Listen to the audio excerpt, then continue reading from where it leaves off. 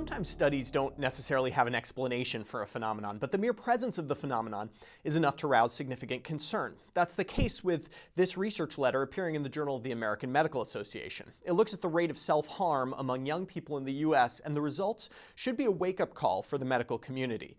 Using data from the National Electronic Injury Surveillance System, researchers from the CDC examined emergency room visits for 43,000 kids and young adults from ages 10 to 24, which included a report of self-inflicted injury.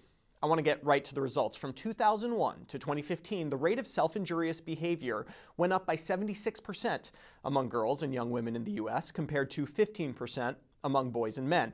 This is all normalized to the total number of ED visits. When you look at it by age groups, it's even more disturbing. The rate of self-harm increased by 266% among girls aged 10 to 14, such that they approached the rate of self-harm seen in the 20 to 24-year-olds. Both of these groups were outpaced by the 15 to 19-year-old women, who bear the largest burden of self-harming behavior. The rate in boys, regardless of age group, was lower and pretty stable. How were the girls and women injuring themselves? The methods varied, but it seems like sharp object injuries, cutting, is contributing to much of this growth. Poisonings, which include ingestions of medications for the purpose of self-harm, are still the most common mechanism of injury, though.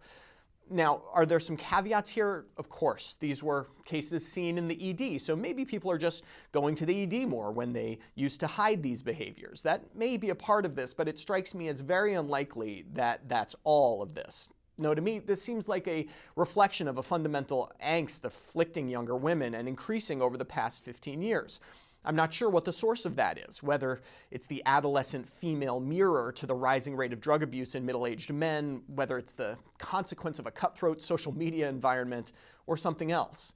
But this has the feel of the beginning of an epidemic, and I encourage us all to get out in front of it before it gets worse. For MedPage Today, I'm Perry Wilson.